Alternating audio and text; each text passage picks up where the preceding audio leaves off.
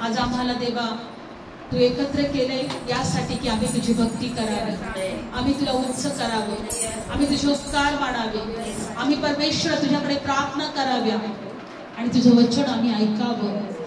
आणि आज देव बाप्पा तुझ्या लेकरांना मोठं प्रतिफल तू द्यायला समर्थ आहे. धन्यवाद, तुझे उपकार मानते, तुला उंच करते देव बाप्पा. आम्ही विश्वास ठेवतो प्रभू, तू आमच्याकडे पाहतोस. कारण बायबल सांगतं प्रभू की तू प्रत्येकाच्या हृदयाच्या कर्माप्रमाणे ज्याला त्याला प्रतिफल द्यायला समर्थ आहे. तू हृदय शोधतो प्रभू, तू हृदय पारखतो प्रभू आणि तू हृदयाप्रमाणे फळ द्यायला समर्थ आहे. हृदयाप्रमाणे तू फळ देतो प्रभू. आमचं हृदय तुझ्यासाठी आहे, आमचं जीवन तुझ्यासाठी आहे. या जगामध्ये परमेश्वर तू आम्हाला निवडलेला आहे, तुझं लेकरू होण्याचा अधिकार तू दिलेला आहे, तुझ्या राज्याचे वारसदार तू बनवलेला आहे. आम्ही तुझे उपकार मानतो, आम्ही तुझे उपकार मानतो परमेश्वर. धन्यवाद येशू. देवा, आम्ही जे काही आता वचन घेऊ त्या वचनाद्वारे तू आमच्याशी बोल, वचनाद्वारे तू आम्हाला स्पर्श कर, आशीर्वादित कर. प्रभू येशूच्या नावात प्रार्थना करतो, आमेन. Praise the Lord. आपण थोडक्यात वचनामध्ये जाणार आहोत. आज प्रभू आमच्याशी काय बोलत आहे आज आपण पाहणार आहोत. धन्यवाद येशू. सगळ्यात महत्वाची गोष्ट ही आहे, बायबल सांगतं की सैतान आम्हाला दोष लावणारा आहे आणि तो हरलेला आहे. Praise the Lord. आज आपण बघणार आहोत सैतानाचे कार्य मनुष्यासाठी काय आहे. आपण योबाच्या पुस्तकामध्ये जाणार आहोत. योग काढूया. आज विशेष देवाचं दया, देवाची कृपा आपण पाहत आहोत. योबाचं पुस्तक यामध्ये बघणार आहे. पहिला अध्याय, सैतान कशा प्रकारे कार्य करतो, मनुष्याला कशा प्रकारे तो दोष लावतो, मनुष्याच्या कशा प्रकारे तो विरोधात असतो, आज बघणार आहोत. देव आम्हाला आज विशेष काहीतरी दाखवणार आहे. योबाचं पुस्तक पहिला अध्याय जाणार आहोत आपण. योबाचं पुस्तक आणि पहिला अध्याय. धन्यवाद येशू. Thank you Jesus. बायबल सांगतं योबाचं पुस्तक पहिला अध्याय. एक दिवस असं झालं की बघा ह्या वचनामध्ये आम्हाला एक गोष्ट पाहायला मिळते. योब हा देवाचा भय धरणारा होता. काय होता? देवाचा भय धरणारा होता, नीतिमान होता, देवाला मानणारा होता, विश्वास ठेवणारा होता, देवाचा मार्ग चालणारा होता. आणि बायबल सांगतं की हे योबाविषयी स्वर्गामध्ये चर्चा होते. काय होते? देवामध्ये आणि दूतांमध्ये, देवांमध्ये आणि दुष्ट सैतानामध्ये. लक्षपूर्वक ऐका. वाचूया आपण योबाचं पुस्तक पहिला अध्याय दुसरं वचन. असे झाले की एके दिवशी देवाचे मुलगे परमेश्वराच्या समोर उभे राहायला आले आणि त्यांच्यामध्ये सैतान पण आला. Praise the Lord. बायबल असं सांगतं की सगळ्यांनी लक्षपूर्वक ऐका. देवाचे मुलगे कोण आहेत? देवाचे दूत आहेत. कोण आहे? दूत आहे. आणि ते नेहमी देवाच्या जवळ, देवाकडे जायचे, देवाच्या सिंहासनाजवळ जायचे. लक्षपूर्वक ऐका. नेहमी ते देवाच्या सिंहासनाजवळ जायचे. आणि बायबल सांगतं की त्यांच्यामध्ये सैतान पण आला. काय आला?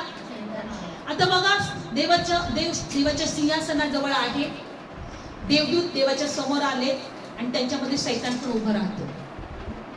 बायबलमध्ये असं दिलंय की सर्व देवदूत आमच्याविषयी परमेश्वरला कळवतात. प्रत्येक गोष्ट,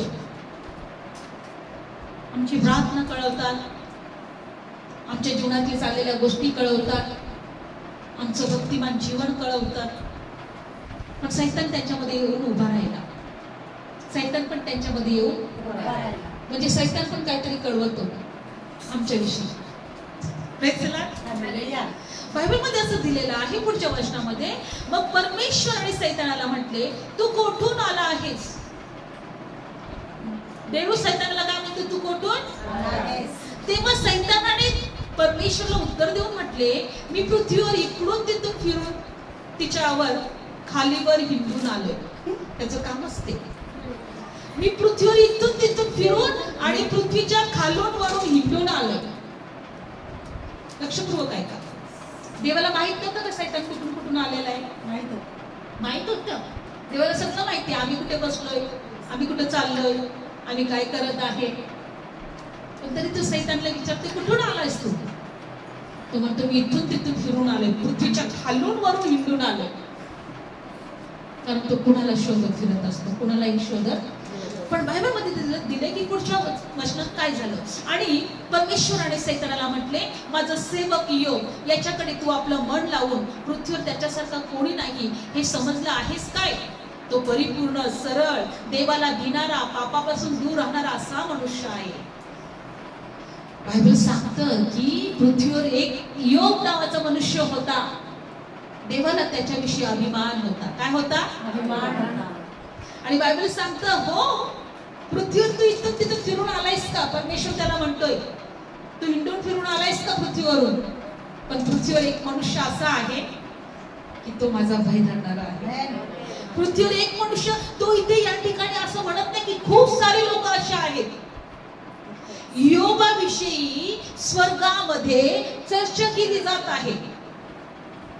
तो म्हणत नाही की हे असं आहे 1 2 3 4 10 15. एक मनुष्य असा आहे की तो देवाचं भय धरणारा आहे. तो परिपूर्ण, सरळ आणि पापापासून दूर राहणारा आहे. विशेष तो देवाचा भय धरणारा आहे. तो देवाला भिणार. तू त्याच्याकडे पाहिलंस का? तुझी नजर त्याच्यावर आहे का? पण सैतान काय म्हणत आहे बघा. तेव्हा 9वं वचन, तेव्हा सैतानाने परमेश्वराला उत्तर देऊन म्हटले, योग देवाचं भय काय फुकट धरतो काय? योग देवाचं भय काय फुकट धरतोय काय? आज कित्येक लोकांना असं वाटतं की तुम्ही काय उगाच प्रार्थनेत आहेत का? तुम्हाला काहीतरी मिळत असेल, हो की नाही? आणि अशा प्रकारे तो सैतान पण म्हणतो की तो काही फुकट भय धरतोय काय? पुढचं बघा, तू त्याच्या भोवती व त्याच्या घराभोवती आणि जे काही आहे त्याच्या भोवती चहूकडे कुंपण घातले नाही काय? लक्षपूर्वक ऐका. त्याच्या भोवती, त्याच्या घराभोवती, त्याचे जे काही आहे त्याच्या भोवती काय घातलंय? कुंपण घातलंय. काय घातलंय? कुंपण. लक्षपूर्वक ऐका. जो देवाचा भय धरणारा आहे, जो परिपूर्ण आहे, देवाला आवडणारा आहे, बायबल सांगतं त्याच्या भोवती त्याचं जे काही आहे सगळ्या भोवती कुंपण देवाने घातलेलं आहे. ह्या पृथ्वीवर काय घातलेलं आहे? कुंपण घातलेलं आहे. कुंपण. म्हणून जेव्हा आम्ही प्रार्थनेत येतो, जेव्हा आम्ही देवाच्या उपस्थितीमध्ये असतो, जेव्हा रोजचा दिवस आम्ही देवामध्ये सुरू करतो, आमच्या अवतीभोवती कुंपण आहे. काय आहे? कुंपण आहे. म्हणून आज आम्हाला हे समजणं गरजेचं आहे की आमची प्रार्थना करणं, आमचं एकत्र येणं, आम्ही देवामध्ये विश्वासामध्ये वाढणं, देवाच्या मार्गात चालणं हे काही साधी गोष्ट नाही. होय, देवाचं सामर्थ्य आमच्या अवतीभोवती असतं, देवाचं कुंपण आमच्या अवतीभोवती असतं, देवाची दृष्टी आमच्यावर असते. स्तोत्रसंहिता हे वचन असंच ठेवूया. स्तोत्रसंहिता 34 अध्यायामध्ये दिलेलं आहे. 7वं वचन वाचूया. स्तोत्रसंहिता 34 अध्याय आणि 7व्या वचनामध्ये बायबल सांगतं की परमेश्वराच्या भय धरणाऱ्यांच्या भोवती दूतांचं काय आहे? कुंपण आहे. काढूया वचन. स्तोत्रसंहिता 34 अध्याय आहे की नाही पाहूया.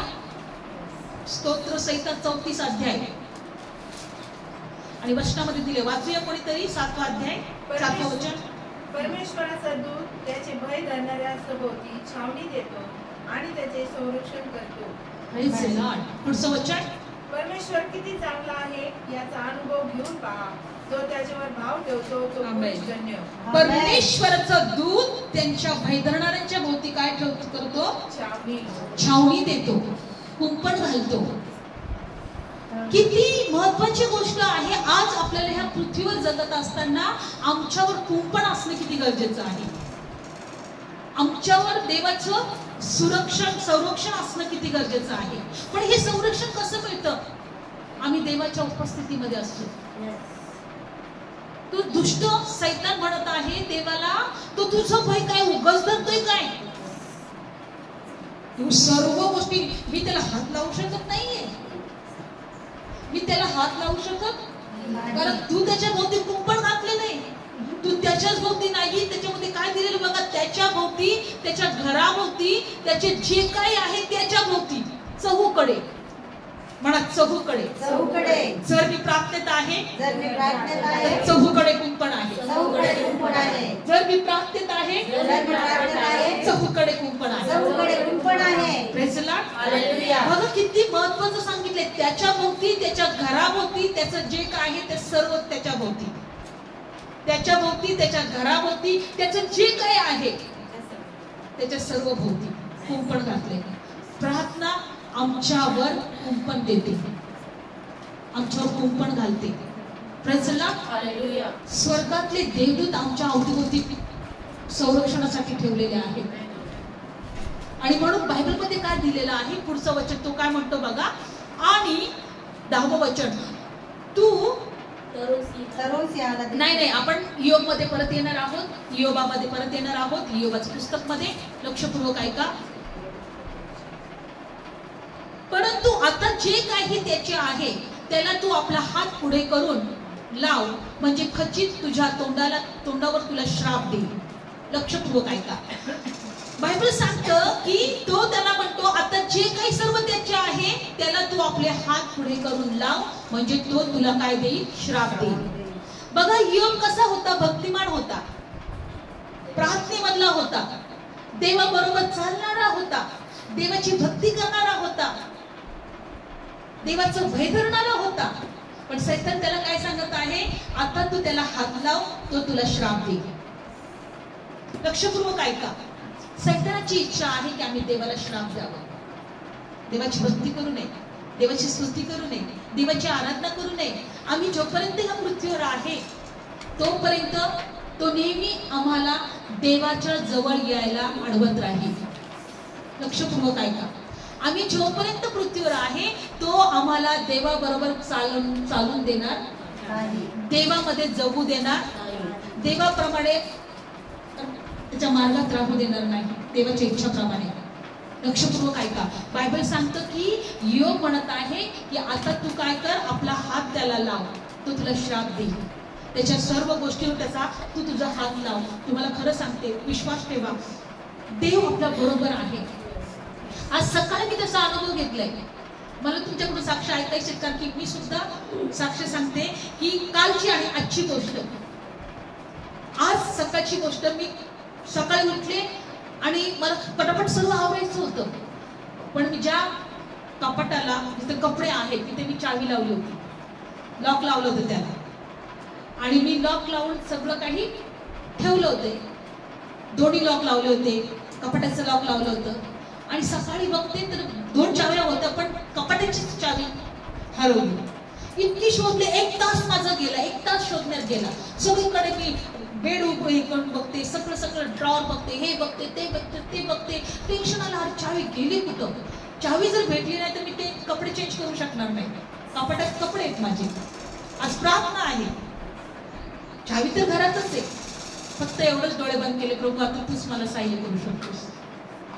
एकच म्हटलं, प्रभू आता तूच मला मदत करू शकतो. एकच मिनिटात प्रभूने डोक्यात विचार टाकले, बायबलमध्ये बघ, बायबलच्या चेन मध्ये बघ. कारण मी सकाळी बाहेर प्रार्थनेला गेले होते काल रात्री, आणि मी येता मी तो बायबल पण घेतला, मला वाचायचं होतं वरती येताना, आणि ती चावी लावली, ती माझी चावी हातात होती, ती बायबलच्या चेन मध्ये मी टाकली. एकच मिनिटात प्रभू म्हटलं त्या बायबल, डोक्यात विचार आला, बायबल मध्ये बघ, बायबलच्या चेन मध्ये बघ. आणि असं पाहिलं तर अरे खरंच बाकीचे 2 चाव्या वेगळीकडे, पण ही चावी माझ्या बायबलमध्ये. आणि कालची अजून एक गोष्ट तुम्हाला सांगते की मी अचानक, माझी उपास प्रार्थना होती, आणि सिस्टरांनी पण मला काल सकाळीच फोन केला होता, सिस्टर आमच्याकडे प्रार्थनेला या. मी म्हटलं हो ठीक आहे, चालेल सिस्टर, आज मी घरीच आहे, मला सुट्टी पण आहे, तर या का प्रार्थना. म्हटलं ठीक आहे, पण दुपारच्या नंतर येते म्हटलं, कारण मंगळवारची आमची प्रार्थना असते, म्हटलं प्रार्थनेला बसावं लागेल की काय. मग त्याच्यानंतर मी म्हटलं, विचार केला, दुपारच्या नंतर झालं, म्हटलं चला प्रार्थनेला यांच्याकडे जायचंच आहे. पण एक सोनावणे कुटुंब आहे, त्याच्याकडे बरेच दिवस झाले, त्या कामाला जातात, त्यांना आपल्याकडे प्रार्थनेला यायला जमत नाही, तर आज त्यांच्याकडे जावं म्हटलं. त्यानंतर तिथे गेल्यानंतर त्यांच्या मुली दोन्ही पण आजारी पडलेल्या, दोन्ही बेडवर होत्या. घरात सगळा असा पसारा, अंधार घरामध्ये. मी त्यांना घरामध्ये गेले, म्हटलं काय झालं, तुमची मम्मी कुठे? तो म्हणे मम्मी दवाखान्यात गेली. म्हटलं का? तर मला म्हणे तिला माहीत नाही, तिला डॉक्टरने सांगितलं ॲडमिट व्हायला, तिला चक्कर येते, तिला छातीत दुखते तिच्या. म्हटलं कामाला जात होते ना? नाही म्हणे त्यांचं काम पण सुटलं तिचं. म्हटलं का? म्हणे माहीत नाही, ते म्हणे लोक नको येऊ. म्हटलं अरे बापरे. आणि म्हटलं मम्मीला फोन लाव. मग मी फोन लावला तर म्हणजे सिस्टर, तिला वाटलं की तिची मम्मीच बोलते. म्हणे मला 2-3 दिवसापासून म्हणे तुमची आठवण येत होती सिस्टर.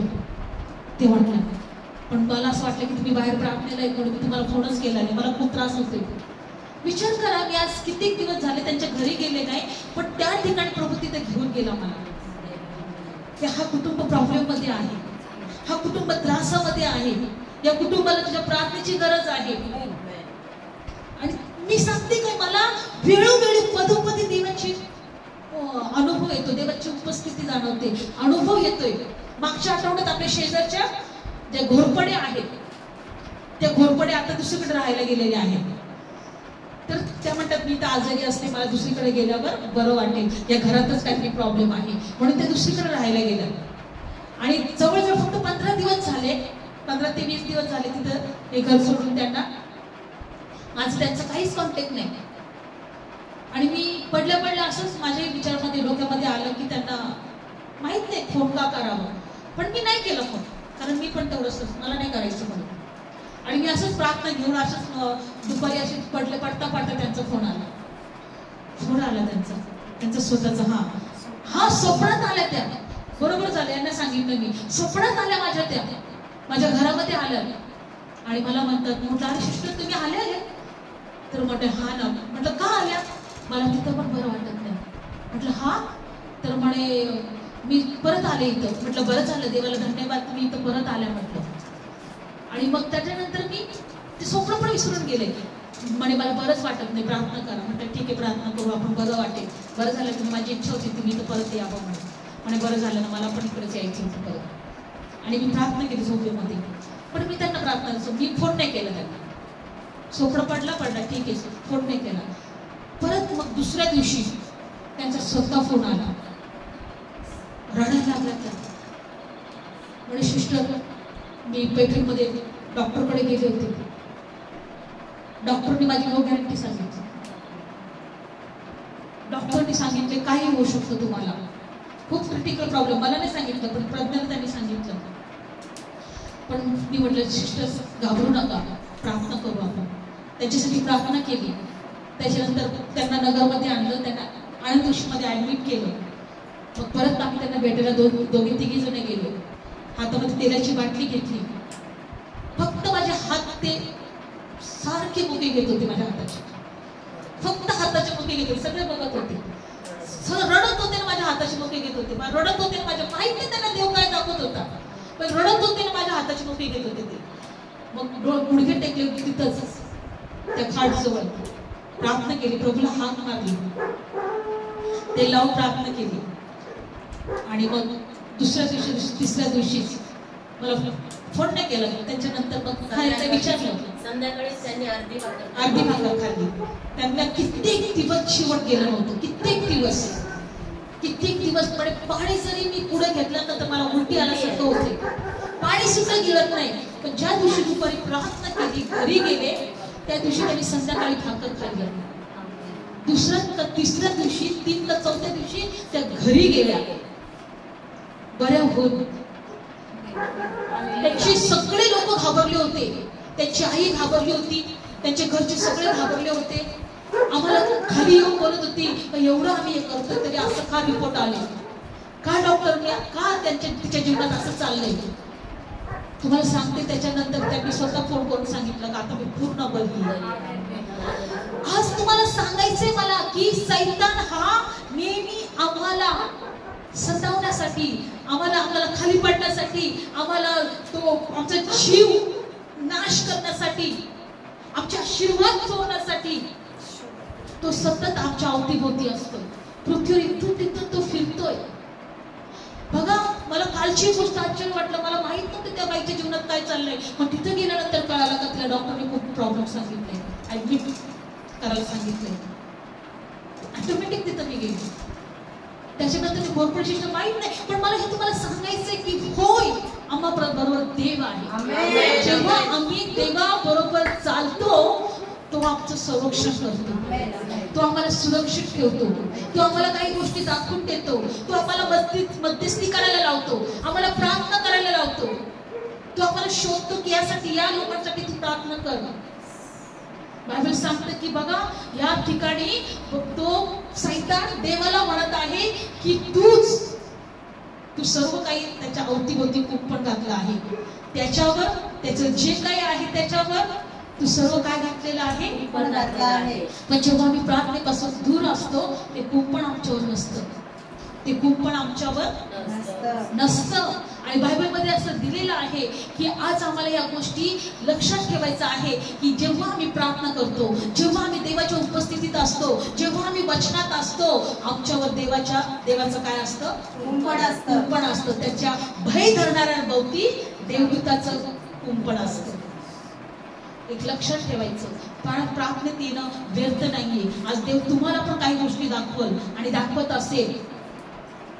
अशी कित्येक घटना माझ्या बाबतीमध्ये झालेल्या आहेत की प्रभूने या गोष्टी दाखवलेल्या आहेत.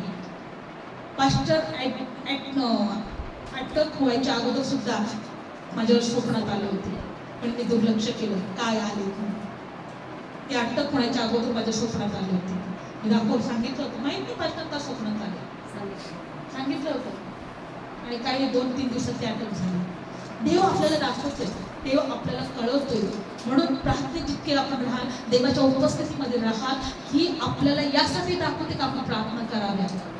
पण कधी कधी आपण दुर्लक्ष करतो, माहित नाही काय कशामुळे झालंय हे, आणि मग त्याच्यामुळे आपण काय होतो, गोष्टी घडून जातात. आपल्या प्रार्थनेची गरज आहे.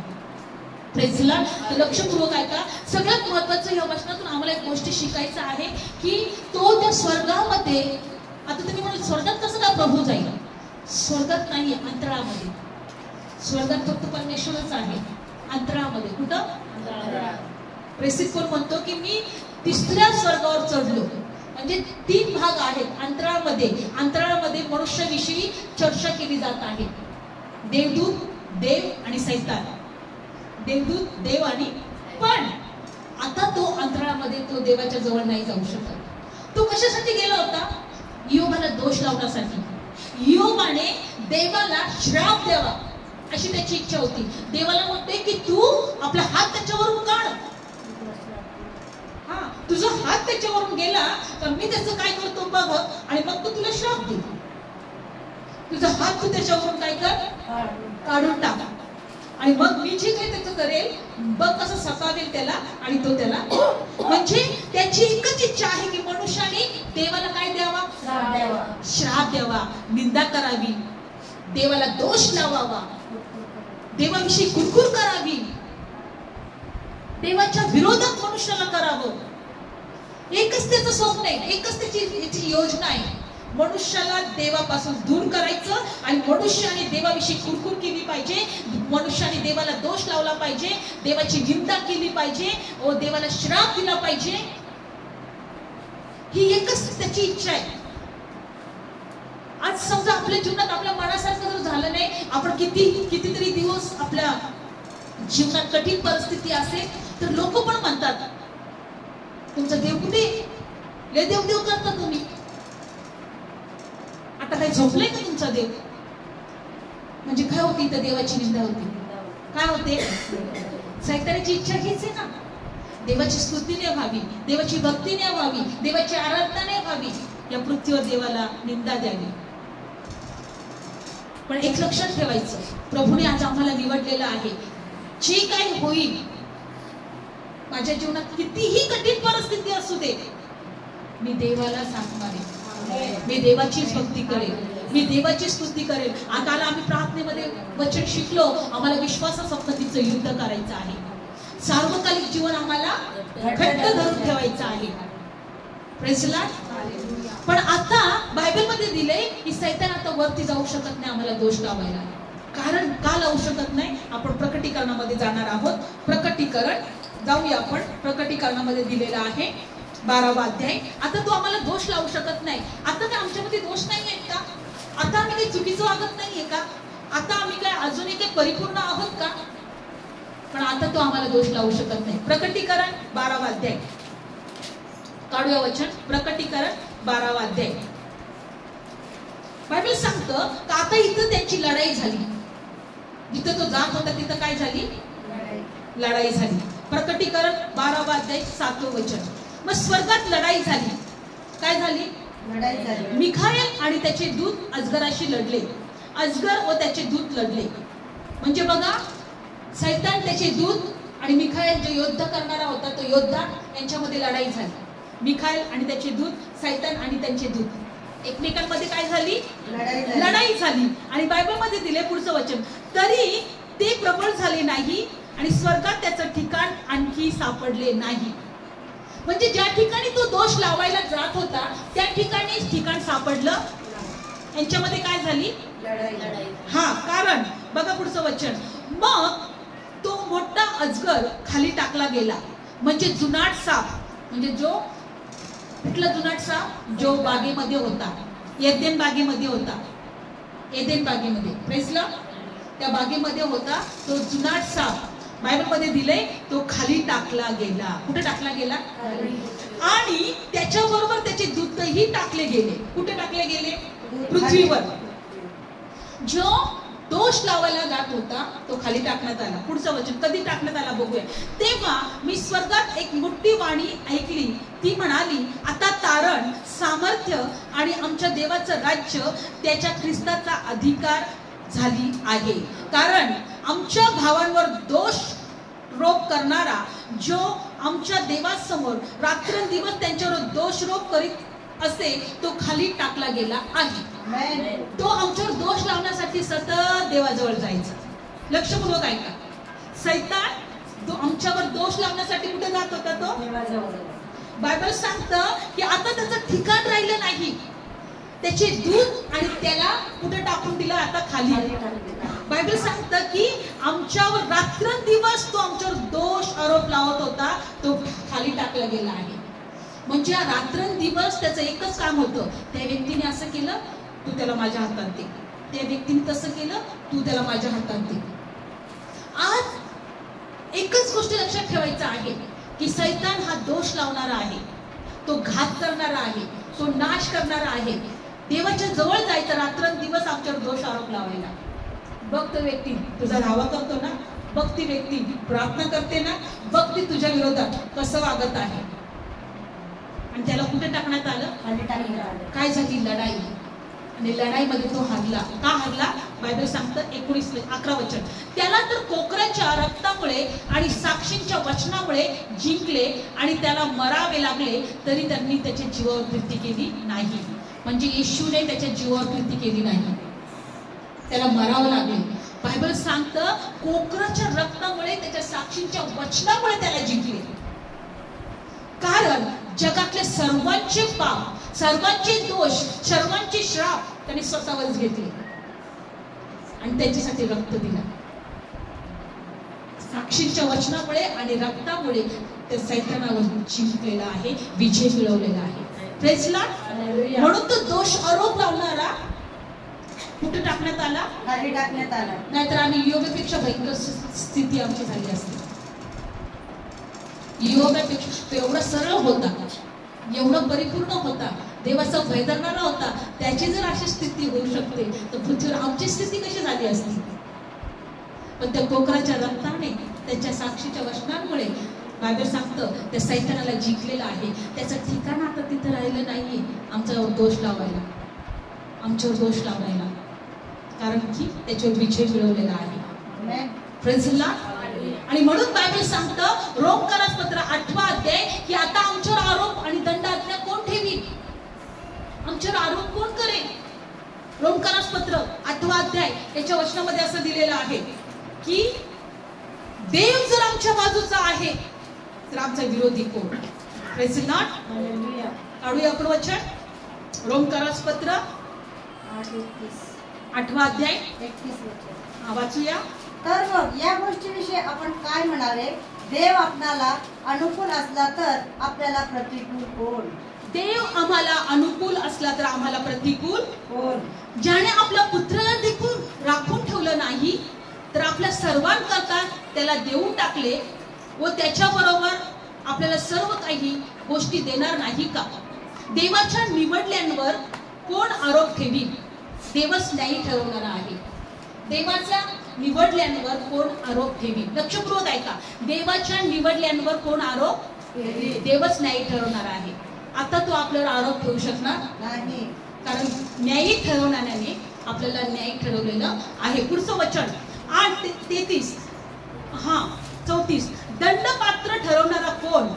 जो मेला पण विशेष करून पुन्हा उठला गेला, जो देवाच्या उजवीकडे आहे, तो आपल्यासाठी मध्यस्थी करत आहे, तो ख्रिस्त येशू आहे. दंडपात्र ठरवणारा कोण? जो मेला आणि उठला आणि देवाच्या उजवीकडे बसलेला आहे, देवाच्या सिंहासनाजवळ, आणि तो आजही आपल्यासाठी काय करत आहे? लक्षपूर्वक ऐका. योबाच्या काळामध्ये येशू नव्हता मध्यस्थी करायला. योबाच्या काळामध्ये त्याने आमचे मरण, आमचे श्राप, आमचे पाप प्रभूने स्वतःवर घेतले नव्हतं. रक्त सांडण्यात आलेलं नव्हतं. सैतान उठून सुटून जायचं दोष लावायला आमच्यासाठी, आमच्या विरोधात. आज पण लोकांना त्याने अंधारात ठेवले. आज तो दोष लावू शकत नाही. पण आज तो काय करतो? एकमेकांमध्ये फूट पाडतो, घराघरात दुश्मनी पैदा करतो, आमच्या मनामध्ये विष पेरतो. एकमेकांना आम्ही दोष लावावं, एकमेकांमध्ये भांडणं करावी, एकमेकांमध्ये क्लेश असावे, एकमेकांनी एकमेकांचा खून करावा, वाईट एकमेकांना. कारण प्रभूचं वचन आम्हाला काय सांगतं की तुम्ही एकमेकांवर प्रीती करा, पण तो काय सांगतो? तुम्ही एकमेकांचा द्वेष करा, एकमेकांचं खून करा. ही त्याचं बायबल आहे, हे सैतानाचं बायबल आहे. देव जर प्रीती करायला सांगतोय तर तो आम्हाला काय सांगतोय? एकमेकांचा द्वेष करा. आता तो आमच्यावर दोष लावू शकत नाही, स्वर्गात तो आमच्यावर आरोप लावू शकत नाही, पण आता तो पृथ्वीवर आमच्या बरोबर खेळ करतोय. काय करतो? आमच्या बरोबर खेळ करतोय. आमच्याच लोकांना आमच्या विरोधात उभं करतोय, कुटुंबामध्ये, शेजाऱ्यांमध्ये. प्रभू म्हणतो जसं स्वतः तसं शेजाऱ्यावर प्रीती कर. पण आज तो आम्हाला देवाच्या विरोधात आम्ही कसे जाऊ, देवाची निंदा होईल असं कसं होईल असं तो करतो. Praise Lord. म्हणून बायबल सांगतं, प्रभू येशू ख्रिस्त स्वतः पण म्हटलं माहिती तुम्हाला, लूक शुभवर्तमान 10व्या अध्यायामध्ये, का मी सैतानाला विजेसारखा खाली पडताना पाहिले. Praise Lord. मी काढू लूक शुभवर्तमान 10वा अध्याय, खूप महत्वाचं वचन आहे. लूक शुभवर्तमान 10वा अध्याय.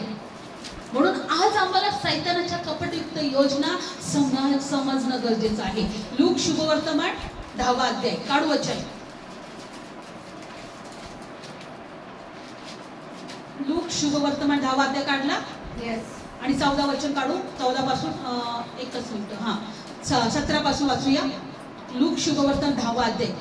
नंतर 70 जण आनंदाने माघारी येऊन म्हणाले, हे प्रभू, तुझ्या नावाने भूते देखील आमच्या स्वाधीन होतात. तेव्हा तो त्यांना म्हणाला, मी सैतानाला विजेसारखा स्वर्गातून पडलेले पाहिले.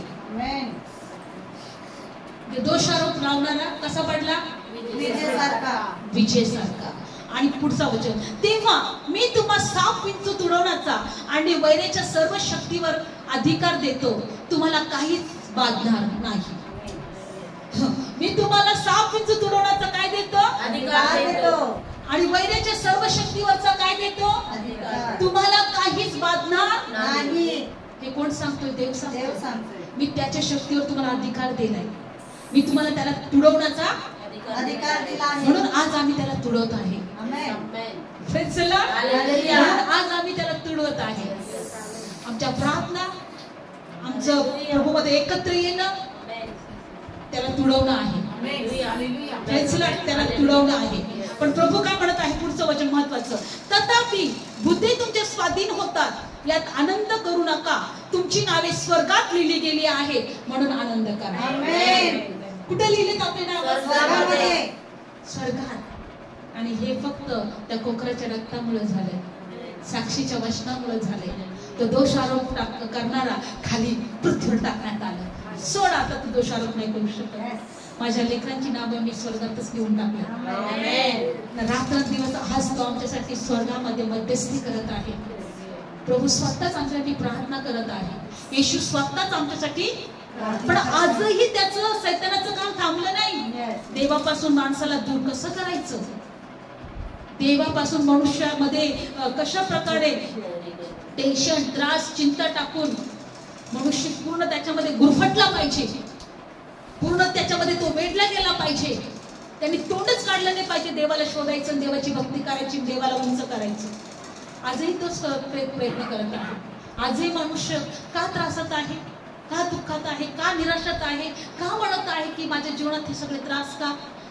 कारण सैतान ते कार्य करत आहे. पण प्रभू म्हणतो, मी तुम्हाला साप विंचू तुडवण्याचा अधिकार दिलेला आहे. मी तुम्हाला वैरीच्या सर्व शक्तीवरचा अधिकार दिलेला आहे. काहीच तुम्हाला बाधणार नाही.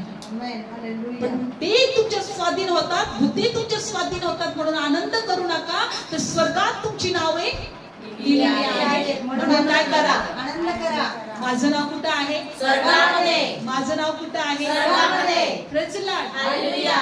तळ हातावर लिहिले तो स्वर्गात बसलेला आहे. Praise the Lord. हालेलुया. येशू मसीह की जय. बायबल मध्ये दिले, योबाला दोष लावायला कोण गेला होता? सैतान. पण तो खाली टाकण्यात आला ना. Yes.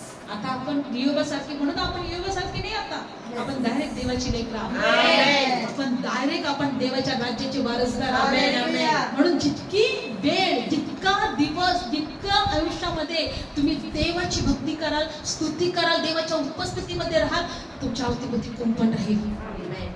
अवतीभोवती कुंपण राहील. आमच्यावर, आमचं जे काय आहे त्याच्यावर काय राहील? कुंपण राहील. कुंपण राहील.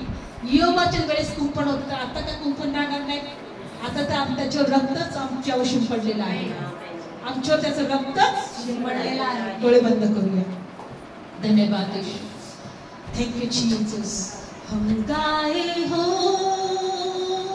साना, तू राजा होगा, हे राजा, तेरी महिमा होवे सदा. तू है प्रभु हमारा खुदा, तू है प्रभु हमारा खुदा. प्यारे पिता, तूने हमसे इतना प्यार किया, हमें पापों से छुड़ाने को